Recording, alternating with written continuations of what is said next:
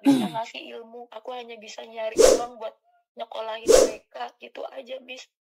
Maaf ya, maaf saya ini masalah keluarga malah dibawa ke ranah umum ya. Tapi ini adalah Ya, edukasi juga ya. mungkin Samen nggak salah, tahu.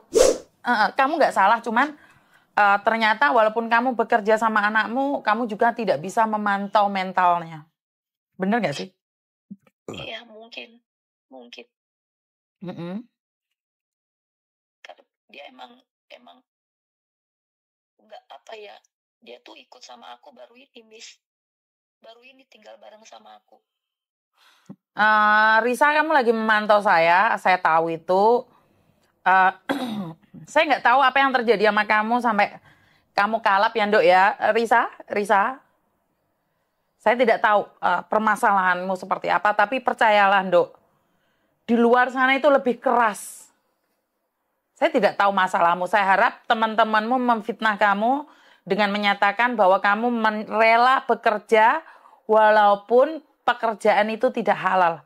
Contohnya, menjual diri. Percayalah, Nduk, kamu bisa mendapatkan uang yang lebih banyak hari ini, saat ini di luar sana. Tetapi kamu tidak tahu betapa kerasnya hidup di luar sana. Kamu nggak tahu selama ini kamu selalu ada dalam dekapan ibumu. Kamu dalam dekapan suamimu. Nduk, tidak ada orang yang tulus menjagamu kecuali keluargamu. Tidak ada seorang ibu yang akan menghancurkan anaknya sendiri. Percaya, Risa, kamu nggak akan bahagia walaupun kamu bergelimangan harta. Karena saya ingatkan sekali lagi, apes nggak ada dalam kalender, Nduk. Saya masih ingat banget ada anak keluar dari rumah majikan 2 bulan kabur, Nduk. 2 bulan kabur, Nduk. Meninggal dunia karena overdosis. Jangan merepotkan orang. Kamu jualan sekali, kalau kamu bisa selamat dari dosa. Kedua kali, kalau kamu masih belum ditegur Tuhan, iblis yang akan menjagamu. Tapi percayalah, 4-5 kali, kamu tidak tahu.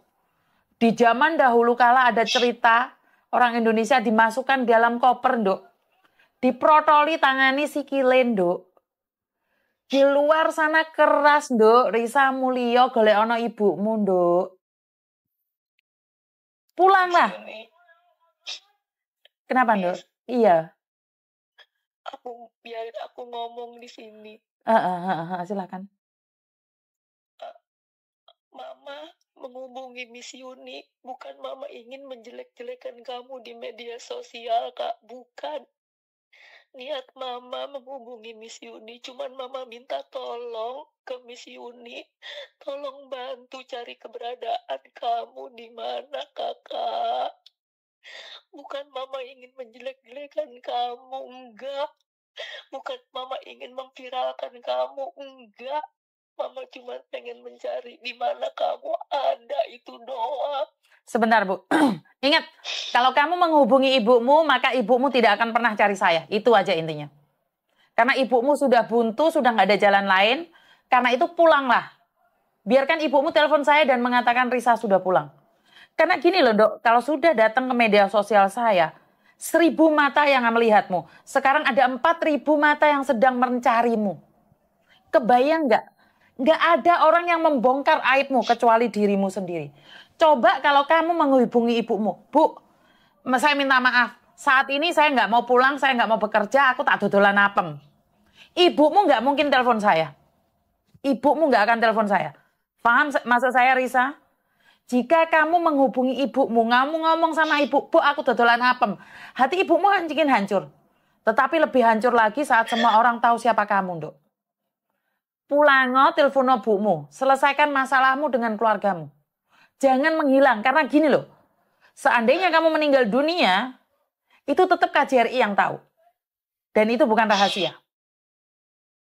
Paham maksud saya, Risa? Telepono ibumu dengan segala kesalahanmu, telepono DE. Biar ibumu tutup mulut ke saya dan telepon saya. Biar tidak 4000 orang itu mendengarkan Miss Yuni lagi gacor kayak gini. Telepon ibumu. Saya melihat bahwa suaminya juga mantau saya. Suamimu saat ini lagi mantau saya loh, Risa. Tetanggamu mungkin juga mantau kamu. Dan ingat, Pulanglah. Pulang. Golek ono ibumu, iki ibumu. Kamu nggak tahu hancurnya seorang ibu tanpa suami, Riz. Dia banting tulang meninggalkanmu agar kamu terdidik. Nggak kayak gini, ibumu tidak pernah membayangkan kamu akan jualan karena terhimpit ekonomi loh ya.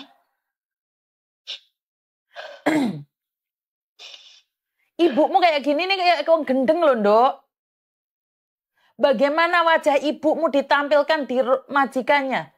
Pertanggungjawabannya, anak kandungnya aja menyakiti dan meninggalkannya. Saya nggak bisa ngomong ya, Risa ya. Pulang, Ndok. Yakin pulang. Pulang sayang.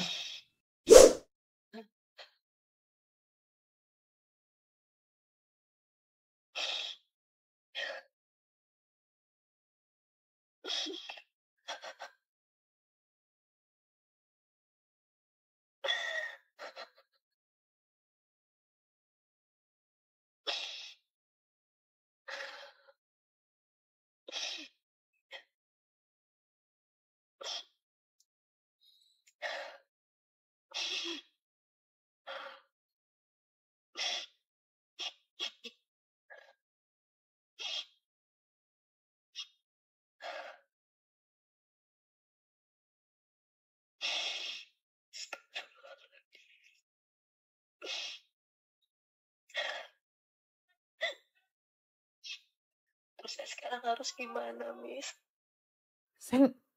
Saya gini, Bu. Mbak, ya saya minta maaf ya. Satu, Risa memantaumu. Tapi dia nggak mau muncul. Iya. Apa yang bisa saya katakan? Ya udah. Biarkan. Biarkan. Iya. Iya. Biarkan saja. Tutup aja. Tutup aja pencarian melewat Miss Yuni. Iya, sudah ditutup aja. Majikan udah serahkan sama majikan dan agent aja, karena saya udah nggak bisa berkuasa apa-apa lagi. Iya, betul. Walaupun saya seorang ibu, tapi ini urusannya bukan ibu. Ini urusannya dia jadi TKW di negara orang. Jadi urusannya dengan agent dan majikan gitu aja. Aku serahin aja semuanya sama agentnya dan majikan. Aku udah pasrah bingung mau nyari kemana dan udah gak bisa, ya udah. Cuman bisa doa. Mudah-mudahan dia baik. Dia sehat. Bisa tambah dewasa di sana. Pesan mama, ingat anak-anak. Kamu gak usah ingat mama.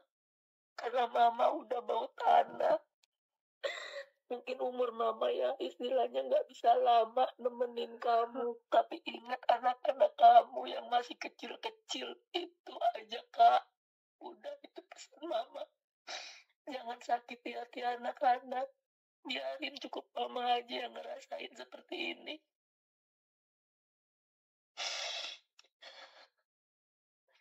Mama udah serahin semua sama yang kuasa. Apapun yang terjadi, mama nanggung di sini semuanya, karena biar gimana juga kamu anak mama, tanggung jawab mama, dan mama nggak bisa istilahnya membuang kamu dari hati mama, yaitu anak mama. Tetap tanggung jawab mama. Udah, itu aja.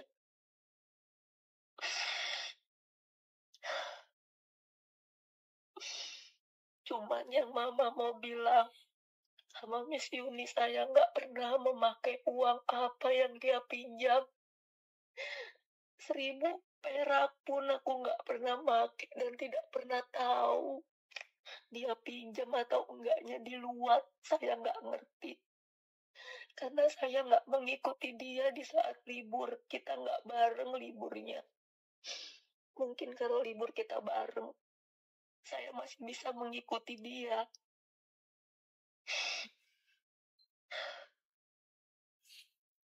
Risa, jika kamu memantau Miss Yuni nih, Riz, saya nggak tahu kenapa kamu punya pikiran buntu. Kamu ke luar negeri itu atas nama orang tuamu, atas nama majikanmu, kamu masih punya utang. Apakah kamu kira dengan kabur itu orang tuamu tidak akan membayar utangmu? Itu beban pertama. Dan kedua, saya selalu ingatkan, kabur dari rumah majikan, satu keluarga dengan ibumu, terus kamu jualan, tubuhmu kamu jual, Nduk. Kalau kamu sehat selamanya nggak apa-apa, Nduk. Saya harap ini adalah fitnah buat kamu ya. Saya tidak percaya dengan apa yang orang sampaikan ya, Risa ya. Karena kamu masih hidup, kamu masih hidup, kamu bisa membantah apa yang dikatakan oleh teman-temanmu. Saya takutnya kamu penyakit, overdosis, karena jangan dikira orang habis tumpak-tumpakan itu bisa meninggal dunia juga ya. Jadi saya cuma mengingatkan Risa, apes nggak ada dalam kalender. Dan kamu kalau nggak punya majikan, masih posisimu ada di Hong Kong, pulanglah, telepon ibumu dan katakan, apa yang terjadi? Hancurnya hati seorang ibu adalah saat mendengarkan anaknya jualan apem. Hancurnya ibu itu udah nggak ada lagi, hancurnya seorang ibu itu nggak ada lagi selain itu. Kamu masih belum tua, kamu masih belum merasakan itu ya. Tentunya ibumu membesarkanmu, cita-citanya adalah bekerja, menikah, punya anak, dan hidup selayaknya manusia biasa.